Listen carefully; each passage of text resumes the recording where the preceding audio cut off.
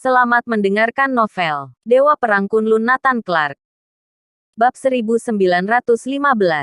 Bintang Kembar. Dewi Valkyrie. Suara itu mengguncang langit dan bumi. Puluhan ribu pasang mata memandang ke arahnya. Nathan Clark melihatnya. Semua orang tertegun. Tidak ada yang menyangka musuh semua orang akan muncul di saat seperti ini. Namun, Nathan Clark bukanlah protagonisnya. Protagonis yang asli ada di belakangnya. Astaga. Itu Simon Iglesias. Jenius perbatasan selatan Neslandia. Jenius peringkat 89 Neslandia. Itu Diego George Jenius dari utara.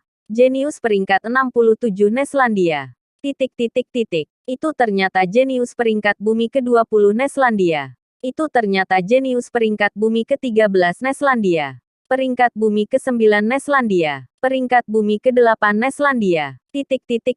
Ish. Suara tarikan nafas dari kerumunan terdengar tanpa henti. Apakah mereka sedang bermimpi? Saat mata tertuju pada 3 orang, semua penonton menjadi gila. Bola mata mereka hampir terbang keluar. 3 besar peringkat bumi muncul bersama. Menakutkan. Peringkat bumi ke-8 Neslandia. Mia Garcia. Mia Garcia adalah wanita terkuat di peringkat bumi Neslandia. Jin Venel bergelar Bidadari Venel. Dan Mia Garcia dijuluki Dewi Valkyrie.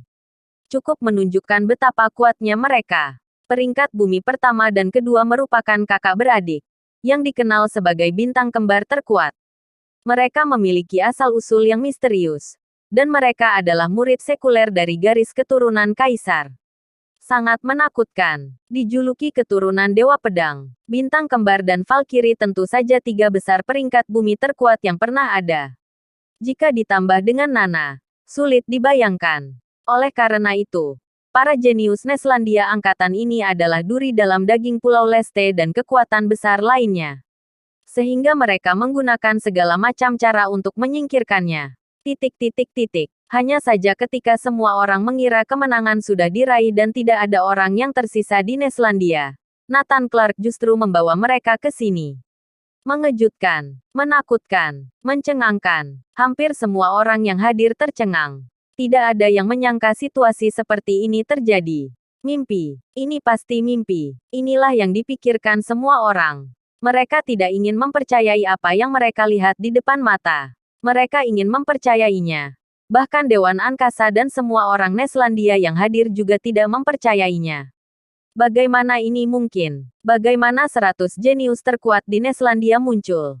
Bukankah mereka telah lumpuh? Meridian bela diri dihancurkan secara paksa. Selain tidak bisa berlatih lagi, kondisi mereka bahkan lebih buruk dari orang biasa.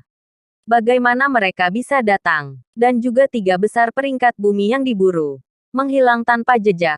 Hidup dan mati tidak diketahui. Bagaimana mungkin mereka semua muncul di sini? Dengan waktu yang sangat lama Dewan Angkasa mencari mereka. Bahkan sehelai rambut pun tidak dapat mereka temukan. Bagaimana mereka bisa muncul? Sulit dibayangkan. Semua hadirin melihat pemandangan itu dengan tidak percaya.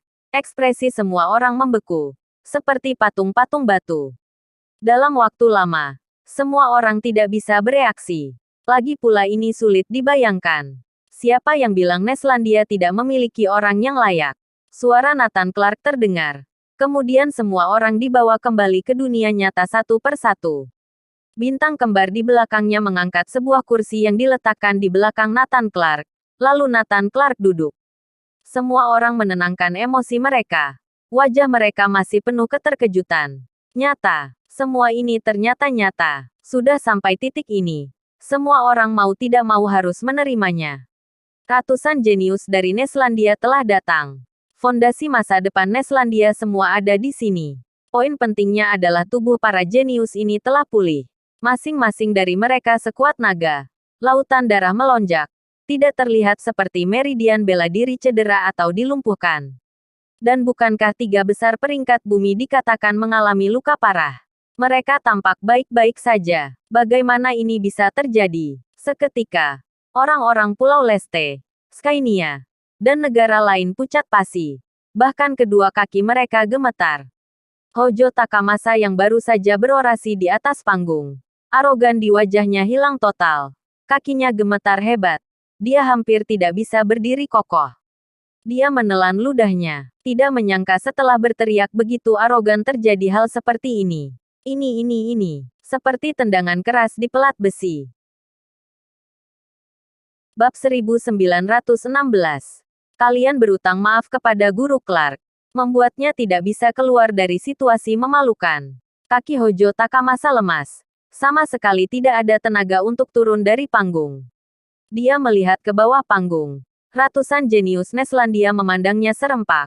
Hojo Takamasa ketakutan. Rasanya ingin mati saja. Siapa yang mengizinkanmu arogan di wilayah Neslandia? Beraninya kamu mengatakan Neslandia tidak memiliki orang. Ratusan jenius bertanya serempak. Kekuatan mereka menjulang langit. Menutupi matahari. Bruk. Hojo Takamasa sama sekali tidak mampu menahan tekanan. Dia langsung jatuh berlutut. Seperti balon kempes. Menakutkan. Terlalu menakutkan. Semua orang ketakutan sehingga berwajah pucat. Mereka tidak berani bersuara. Jenius dari Neslandia terlalu kuat. Tidak hanya itu. Segera ada orang yang menemukan sebuah masalah besar. Menjadi lebih kuat. Ratusan jenius Neslandia tidak hanya memulihkan meridian bela diri mereka. Tetapi kekuatan mereka juga meningkat banyak. Beberapa orang bahkan meningkat signifikan. Bahkan kekuatan tiga besar peringkat bumi meningkat pesat. Apa sebenarnya yang mereka alami? Negara lain pun menyadari masalah ini bersama. Mereka semua tidak hanya pulih, tetapi juga lebih kuat dari sebelumnya. Bencana. Ini seperti bencana bagi mereka. Apa yang terjadi sebenarnya? Dalam sekejap, semua mata tertuju pada satu orang Nathan Clark. Entah itu dari negara lain atau Dewan Angkasa Neslandia. Mereka semua memandang Nathan Clark. Dia yang membawa para jenius ini datang. Maka semua masalah di dalamnya diselesaikan olehnya. Ratusan meridian bela diri para jenius diperbaiki olehnya. Dia menemukan dan menyembuhkan tiga besar peringkat bumi. Alasan meningkatnya kekuatan setiap orang adalah pelatihan olehnya. Satu persatu pertanyaan terjawab. Banyak orang mengingat kalimat itu selamanya kamu bisa mempercayai pria itu, Nathan Clark. Sudah. Jangan diam saja. Semuanya sudah datang. Mari kita mulai acaranya. Nathan Clark tidak sabar dan mendesak. Dia melihat ke arah para jenius. Dan berteriak. Jangan membuatku malu. Guru. Tenang saja. Kami akan memenuhi misi kami. Ratusan jenius Neslandia serempak membungkuk sambil berkata. Di wajah mereka terdapat tatapan penuh hormat dan kagum pada Nathan Clark. Terdengar lagi suara tarikan nafas. Beberapa detik lalu semua orang berdecak kagum pada para jenius. Sekarang mereka berdecak kagum pada Nathan Clark. Semua anggota Dewan Angkasa terkejut. Bagaimanapun mereka tidak menyangka. Akhirnya yang menyelamatkan Neslandia adalah Nathan Clark. Nathan Clark kepala iblis yang mereka anggap sebagai musuh. Harapan terakhir adalah dia. Dewan Angkasa dan orang-orang yang memproklamasikan diri sebagai aliran baik semuanya menundukkan kepala. Ekspresi mereka sangat buruk. Tidak berani melihat Nathan Clark. Setelah Richard dan orang-orang yang mengikuti Liga Jenius Benua Timur mengetahui bahwa Nathan Clark telah muncul, mereka semua menjadi gila. Rencana mereka sekali lagi dihancurkan oleh Nathan Clark. Rencana yang begitu sempurna. Membuat Neslandia jatuh dalam situasi pasif. Ternyata dihancurkan kembali oleh Nathan Clark. Murka. Sungguh murka. Nathan Clark. Kamu harus binasa. Para pemimpin pasukan Pulau Leste yang merencanakan semua ini mengertakkan gigi dan menjadi gila. Orang-orang jenius dari seluruh dunia merasa putus asa. Berpartisipasi pada Liga Jenius dengan kepala tertunduk.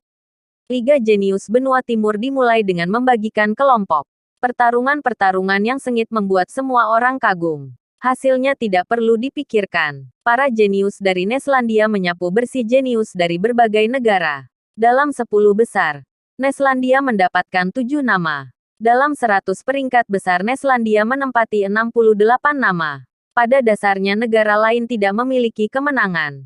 Kedua belah pihak sama sekali tidak berada pada level yang sama. Pada akhirnya, Liga Jenius berakhir. Dan Neslandia kembali menang. Menurut aturan, jenius dari negara lain benua timur harus dikendalikan oleh Neslandia. Saat ini, ribuan orang Neslandia bersorak. Sekali lagi mereka telah menang. Karena Nathan Clark sebelumnya adalah pewaris Dewa Iblis, Dewan Angkasa menahan berita tersebut untuk sementara waktu. Dalam pernyataan ke publik sama sekali tidak ada nama Nathan Clark. Kalian berutang permintaan maaf kepada Guru Clark. Tetapi ratusan jenius keberatan. Bersambung.